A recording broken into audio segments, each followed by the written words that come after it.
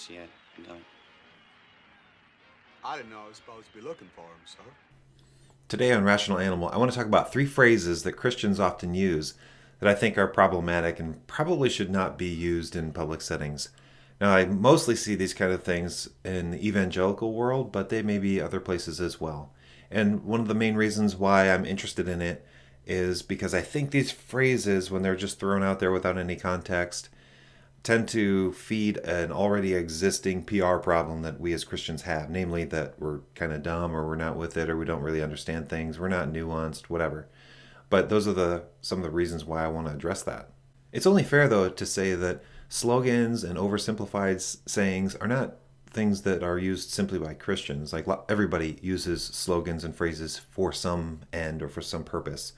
So advertising agencies use oversimplified slogans in order to sell their products.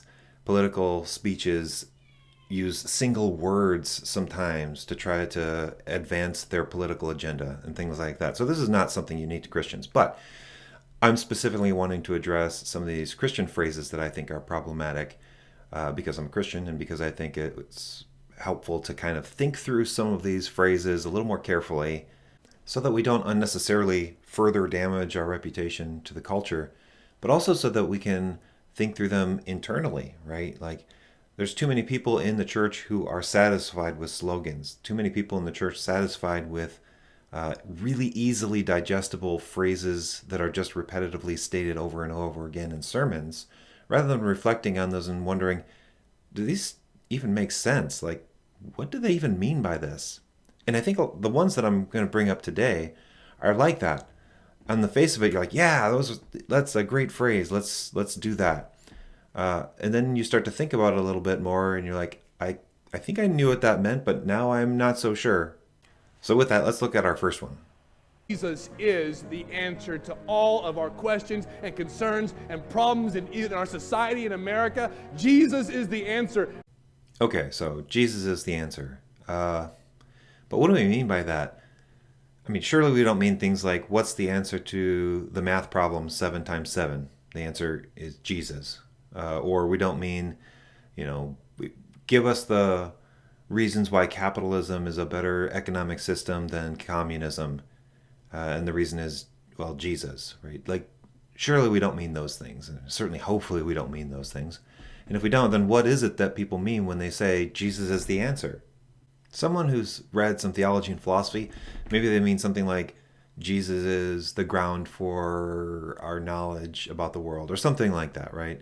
I suppose maybe someone could mean that. And, if they elaborated on it and that's what they meant, then okay. In general, though, I tend to think that's probably not what they mean. My guess is it's something more like Jesus is Jesus is that which makes us whole, that heals divisions in society, that heals divisions in my soul, that kind of thing. And in general, I think that's probably more along the lines of what's meant in the popular culture. But in all honesty, I don't really know what they mean. I'm just guessing.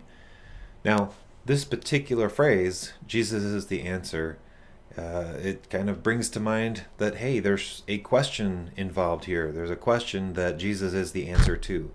Unfortunately, though, typically these phrases, and this phrase in particular, is just kind of drawn out of nowhere, right? Like you're in the middle of a sermon and then the pastor starts talking about Jesus is the answer.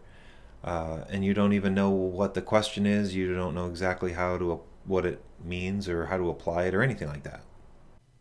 So instead of Jesus is the answer on a bumper sticker or on a billboard, I wrote down a little something that maybe we could do instead. So maybe we could put on a bumper sticker. The God of Christian scriptures seeks to set right the wrongs done by the creatures he created, and the primary instrument of this righting of wrongs should be a church that is empowered by the Holy Spirit. Maybe it's not as pithy. Okay, the next phrase or kind of group of phrases is something like this. It's about God, not about you, or it's all about what God does, not about what you do. If human beings are real agents and have some kind of genuine causal influence in this world, then sometimes it is about us. Now, this is not some kind of impious claim that like, oh, it's just all about me. It's just saying that, yeah, there are times when it's important to talk about our role in things. But beyond that, where else do we get away with making unreferenced claims like this? It's about this, not about that.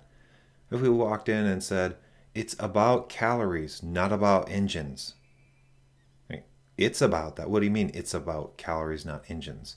Well, if you're in a Jenny Craig clinic, sure. But if you're in an auto shop, it might very well be about engines and not about calories, right? You have to specify what the context here. You have to specify the reference here. Like, what are we even talking about? You might think, well, the context is the sermon, so that context is provided in the sermon, right? So that gives you what the pastor's talking about. And there are, I guess, granted, there are times when that happens, but there's actually a lot of times when it doesn't. Like when you're listening to a sermon, you could actually be listening to that thing, trying to understand the references that are being made, and they're so general or they're not specified, and it's just plopped in. It's not about what you do, it's about what God does, or something like that. So, unfortunately, even in a church setting, sometimes it doesn't provide enough context for you to even know what that means. All right, this last one. You don't go to church to get, you go to give. Well, this one will be quick. You go to church to give and to get, both. I mean, you're not perfect, neither are the people there. It's a reciprocal thing, like we do both. If I'm going to a church that I get absolutely nothing from, I'm leaving. And it's not because I'm selfish, it's because I need help being a Christian. Like, I need help doing that, and so do other people. There's things that I bring to the table, there's things that other people bring to the table, and we need each other. So yeah, this is just a very classic case of a false dichotomy. I'm making this video because I spent far too long a time in church just listening to sermons, listening to people talk, and just pretending like we all understood what the other person was saying. Oh yeah, that term is obvious, or that phrase is obviously true, and you're stupid if you don't agree with it, kind of thing. I'm totally done with that. I hate that stuff. If you don't understand what someone is saying in a church or a theologian or whatever, just say so. Like, I just don't know what you mean. That's not necessarily an admission that you're ignorant or stupid. It could be very well be the case that the person who's saying that thing doesn't know what they mean. And actually you're questioning them and saying, I'm not really sure what that means. Could be the opportunity for them to also learn, for the both of you to learn, and that's a good thing.